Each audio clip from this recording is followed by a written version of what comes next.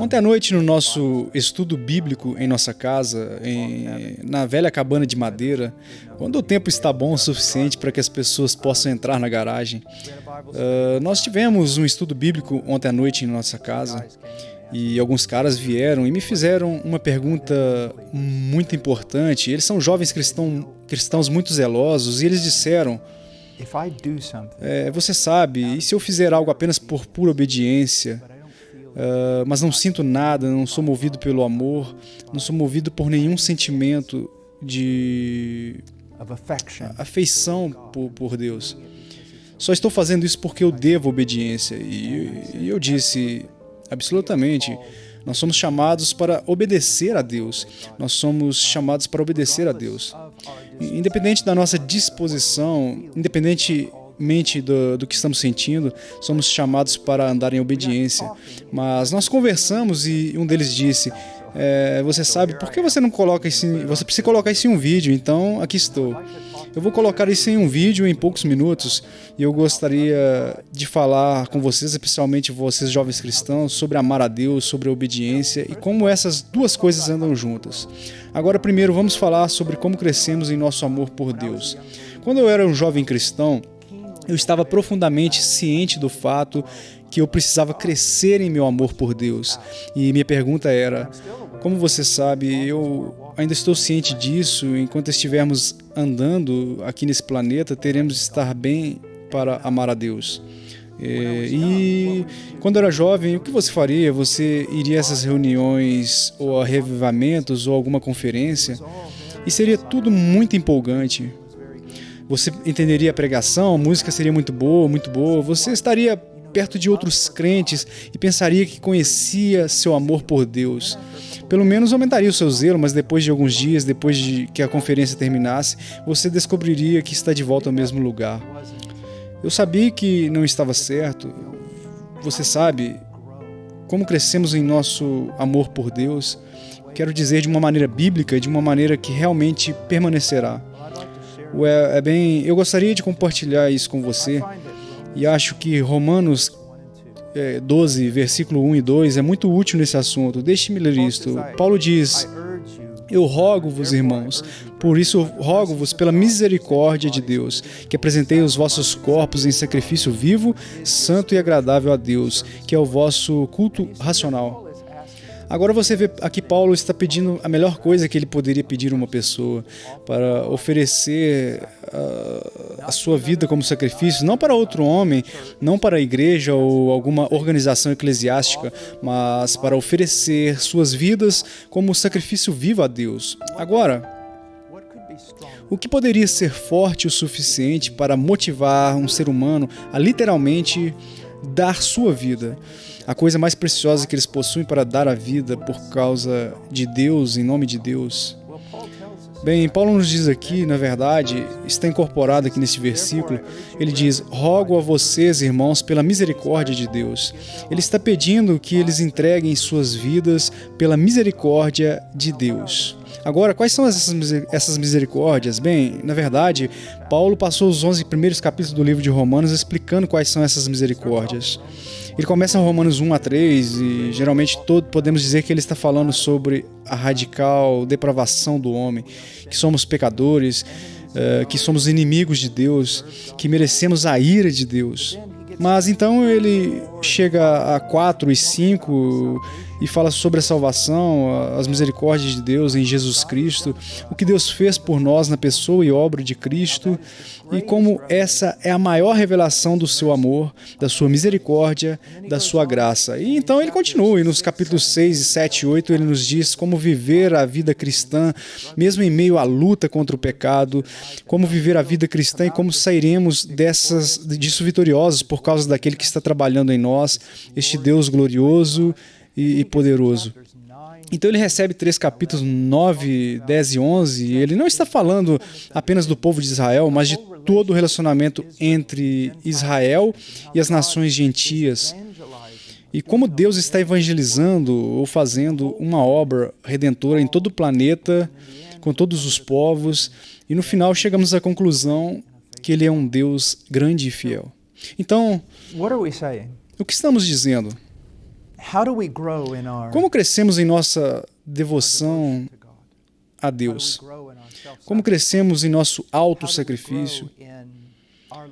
Como crescemos em nosso amor por Deus? A resposta é: quanto mais descobrimos sobre Deus e os atributos das belezas de excelência de Deus, que são reveladas nas Escrituras e particularmente através do Evangelho de Jesus Cristo, mais sabemos quem é Deus, mais nosso amor crescerá. Agora, deixe-me explicar como isso funciona. A Bíblia ensina muito claramente que um homem nasce com o coração voltado contra Deus. Na melhor das hipóteses, é frio como uma pedra. É como alguém que nunca teve vida e seu relacionamento com Deus. Não quer nada com Deus e não responde a Deus, mas responde a todo estímulo de perversidade. Bem, aquela pessoa não convertida, quanto mais eles aprendem sobre as belezas das excelências de Deus, mais o odeiam. Romanos 7 trata a respeito da natureza de Deus, revelada a um homem pecador. Através da revelação da lei, mas o homem vai chutar contra essa lei porque ele odeia a Deus, ele odeia a justiça de Deus, odeia a santidade de Deus e odeia a lei de Deus. Mas se você é cristão, você não é esse homem. Se você é cristão, seu coração foi regenerado, foi renovado e tem novos afetos. Se você é realmente cristão, mais seu coração aprende sobre quem é Deus e especialmente o que Deus fez por você em Cristo. Quanto mais você aprende essa doutrina, mais compreende esse conhecimento teológico. O que vai acontecer é tirar suas afeições, e essas afeições irão te dirigir à obediência. Então, você sabe, pense por um momento, especialmente jovens cristãos, quão poucos crentes realmente estudam os atributos de Deus. Quão pouco ouvimos pregação sobre os atributos e as obras de Deus. Agora acho que estamos começando a entender porque as pessoas, mesmo o povo de Deus, são tão monótonas em seu amor por Deus. Existe tão pouco conhecimento de Deus, nós não crescemos no nosso amor de Deus. Bem, deixe-me colocar dessa maneira. Imagine que eu não sei se algum de vocês estudou física, mas deixe-me dar um pequeno problema de física aqui. Digamos que eu estou deitado no chão, deitado de costas, e você olha para lá e me vê deitado no chão, e então você me vê agarrar com as minhas duas mãos, você me vê agarrar o meu cinto enquanto estou deitado no chão e eu começo a puxar ferozmente, violentamente o meu cinto. E você é meio curioso, então você se aproxima e diz: irmão Paul, o que você está fazendo? E eu digo: bem, estou tentando me levantar. Deixe-me... what? Eu digo: bem, eu estou tentando me levantar. Você diz: bem, irmão Paul, você já estudou física? Porque se você tivesse estudado física, saberia que para se levantar dessa maneira, puxando o seu cinto, você precisa ser puxado por uma força externa, que tem essa força para te levantar do chão. Você não pode se levantar do chão. É o proverbial que você não pode se levantar sozinho. Você entende? Que é isso que a maioria dos crentes está tentando fazer. Eles vão a uma conferência ou leem um livro e ficam zelosos e meio que torcendo um brinquedo de corda. Você vê que apenas vai e ouve uma música maravilhosa e tudo isso fica tão distorcido. E o problema é que, no entanto, ele se esgota muito rápido e em poucos dias todos os elogios que você fez sobre o quanto você ama a Deus parecem não dar em nada, apenas puff. Assim, o que você precisa é outra coisa, e isso vai chocar alguns de vocês, jovens crentes. Você vai sentar lá e dizer: oh, isso não pode ser verdade, o que você precisa é de teologia.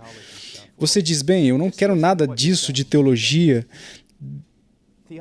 Bem, apenas ouço o que você está dizendo quando diz isso. Teologia vem da palavra grega theos, o que significa Deus, divindade, e a palavra grega logos, que está falando sobre um discurso ou uma palavra. Quando você diz: eu não quero nada desse negócio de teologia, irmão Paul, o que você está dizendo é: eu não quero ouvir uma palavra sobre Deus, não quero fazer um estudo sobre Deus, não quero ouvir um discurso ou ler um discurso ou dissertação sobre Deus. Bem, essa é a verdade sobre você. Você tem um problema muito grande. Porque se você conhece a Deus como um cristão, você vai querer conhecer mais sobre ele, e é disso que se trata a teologia. Você sabe, às vezes, jovem cristão, e eu ouço pessoas dizerem isso, você sabe que eles dirão a novos crentes, você sabe, quando você está lendo a Bíblia, você sabe, depois de ler uma passagem, pergunte a si mesmo, o que isso está dizendo sobre você, o que está dizendo sobre você, e o que você precisa fazer, e quem você é. Essa é a primeira coisa que você precisa pensar. Não é a primeira coisa que você precisa pensar a respeito. De fato, é a última coisa que você precisa pensar quando você lê a Bíblia. A primeira coisa que você precisa se perguntar é: o que isso está dizendo sobre Deus? O que está me revelando sobre quem é Deus? Isso é o que importa. Porque, honestamente, se o seu coração foi realmente regenerado, se através do Espírito de Deus você nasceu de novo, então mais você saberá a respeito de Deus, especialmente sobre Deus, como Ele é revelado na cruz de Cristo. Quanto mais você sabe sobre Ele, mais irá amá-lo, e é por isso que crescemos em conhecimento, crescemos em graça. Você sabe que eu passei tantos anos da minha vida correndo pelo mundo pregando, e estou ficando mais velho, e as pessoas dizem, você sabe, mas o seu zelo parece continuar crescendo. Como é isso? Bem, não é porque eu tenho algum presente especial, é porque eu estudo Deus. Eu quero saber quem é essa pessoa, porque quanto mais eu vejo dele, mais eu quero ser como ele, mais eu quero confiar nele, mais eu quero glorificá-lo, falar dele. Entende? Um dos maiores problemas que podem acontecer é quando as pessoas ignoram a Deus. Na ausência de um verdadeiro conhecimento de Deus, você sempre preencherá as lacunas com algo falso. Com algo falso. Então, meu incentivo para você, se você quiser crescer no amor de Deus, o que você deve fazer? Estude as Escrituras. Estude as Escrituras não para encontrar esses princípios de vida, para lhe dar sua melhor vida aqui agora. Estude as Escrituras para conhecer essa pessoa que te criou e redimiu, e que te ama. Sua excelência não tem limites, suas belezas, seus poderes. Você sabe, quando chegarmos ao céu, eu ouço muitas pessoas dizendo: "Oh, mal posso esperar para chegar ao céu." Por quê? Você quer andar pelas ruas de ouro? Você quer balançar nos portões de pérola? Quero dizer, você só faz isso por alguns meses. Eu imaginaria e me tornaria meio chato. O que você faz do céu o céu? O céu é o céu porque é uma beleza infinita, que não pode ser exaustiva. E eu não estou falando a respeito do céu como uma criação. Eu estou falando sobre o Criador que fez isso. Entende? Tudo é finito. Todas as coisas têm um fim. Você pode pesquisar até o ponto final e depois não há mais nada para saber, mas com relação a Deus isso é diferente. Ele é infinito. Então, por toda a eternidade, nós vamos rastrear essas excelências de seus atributos e trabalharemos essas belezas, essas graças, e no final de 1000 eternidades nunca chegará ao fim, porque não há fim. Essa é a beleza do céu. É a revelação de Deus na pessoa de Jesus Cristo. Então, qual é o meu encorajamento para você? Se você quer ser obediente, e obediente pelo bem do seu amor a Deus e do amor dele por você, então, por onde começar? Você começa nas Escrituras e começa estudando quem é Deus. Quem é Ele? Quem é Ele? Agora, tendo dito que alguém me perguntou, eles disseram: bem, irmão Paul, há sempre momentos em que você não sente nada e obedece. E eu disse: sim, na verdade é bastante frequente. Você sabe, por muitos anos eu vivi minha vida com muita dor, muita dor. E às vezes, quando acordo de manhã, a primeira coisa que faço é uma careta e depois penso em como vou sair da cama com o mínimo de dor. E às vezes até sinto náusea. Não é muito divertido. E então depois eu penso em tudo o que preciso fazer na missão, os e-mails para responder aos missionários, falar sobre as coisas a serem feitas, escrever e preparar os problemas para resolver, e tudo depois não de 10 ou 20 anos, mas mais de 30 anos fazendo a mesma coisa. E às vezes eu não sinto nada. Eu saio da cama às vezes e não há consciência sensorial da presença de Deus. Às vezes é para sair da cama e você só está cansado, mas você sai da cama. Por quê? Porque não está sentindo, é o que você sabe. Você sabe que Ele é digno. E você sabe que Ele é. Você sabe que Ele é digno. Então, se você sente alguma coisa ou não, você sabe que precisa se levantar. Você precisa estudar as Escrituras. Você precisa obedecer às Escrituras e continuar andando. E é nesses dias que eu acredito que é nesses momentos em que não me sinto como nada.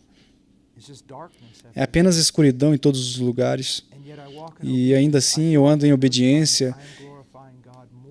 Eu sinto que naqueles tempos eu estou glorificando mais a Deus do que naquelas experiências no topo da montanha, porque eu estou fazendo puramente pela fé em quão confiável Ele é. Há uma passagem das Escrituras que muitos jovens crentes provavelmente nunca leem, mas é muito poderosa e eu quero ler para você, para trazer esta breve admoestação, advertência que ficou muito mais longa do que eu imaginava. Quero ler para você antes que eu termine isso. E ele diz, isso está em Isaías capítulo 50, ele diz, versículo 10, quem há entre vós que tema ao Senhor e obedece à voz do seu servo? Agora escute o que diz, jovem crente. Quando andar em trevas e não tiver nenhuma luz, ele não está vendo nada, ele não está sentindo nada. Continua e diz, confie no nome do Senhor e confie no seu Deus. Você entende? Quando você conhece a Deus, você não precisa sentir nada. Você não precisa sentir nada do alto. E você não precisa sentir nada de dentro. Esses sentimentos virão.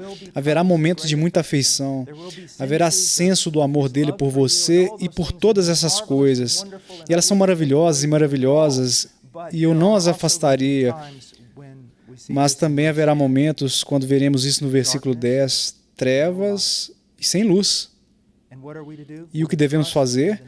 Confie no nome do Senhor. Devemos confiar no que sabemos sobre Deus. Tantas pessoas falando sobre fé hoje, falando sobre confiança, mas eu realmente tenho que duvidar de muitas coisas que elas estão dizendo, porque quando eu perguntei sobre quem é Deus e pedi que me dissessem o que eles acreditam sobre quem é Deus, eles quase não têm resposta. E, no entanto, é impossível ter uma fé bíblica a parte de um conhecimento bíblico de quem Deus é e o que Deus prometeu. Você entende? Então, quando sabemos que a partir do estudo das Escrituras podemos andar nas trevas, quando não há luz, quando não há sentimento, e nós podemos agradar e honrar a Deus. Agora veja o aviso que ele dá. Eis que todos vós que acendeis fogo e vos cingis com faíscas, andai entre as labaredas do fogo e entre as faíscas que acendestes. E isto vos sobrevirá da minha mão e em tormentos jazereis.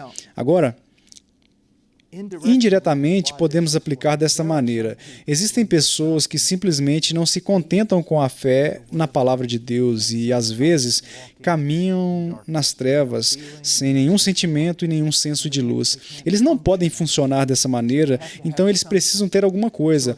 Então, se não há luz de Deus naquele momento, eles falsificarão uma. Luz artificial, fogo falso. Isso não é algo que você deseja fazer. Não viva a sua vida pulando de uma experiência para outra. Não viva sua vida indo a cultos da igreja, conferências ou reuniões de acampamento, onde algum pregador o deixa animado. E então você entra nisso por um tempo e depois cai de novo. Não faça isso, não faça fogo artificial e depois caminhe à luz do fogo. Viva sua vida estudando a palavra de Deus. Viva sua vida em oração. Viva sua vida buscando não apenas princípios da palavra de Deus, mas o Deus da palavra. Conheça quem Ele é E então você poderá andar, e você sim, haverá momentos de grande emoção, de grande consciência da presença de Deus. Haverá esses momentos e eles são maravilhosos e você deve obedecer a Deus no meio desses momentos, mas eles também serão momentos de teste em que tudo será puxado para trás e parece que você ficará sozinho. Nesses momentos, você pode glorificar mais a Deus do que em qualquer experiência no topo da montanha. Então, como um novo crente, e é isso que estou tentando passar, por favor, estude a palavra. Comece em Gênesis, leia até Apocalipse e faça isso sistematicamente de novo. E dedique-se à oração, não apenas intercessão por necessidades, por amigos ou pelo campo missionário, mas apenas comunhão. Caminhe com Deus e você fará bem. Bem, espero que tenha sido útil para vocês e que Deus os abençoe.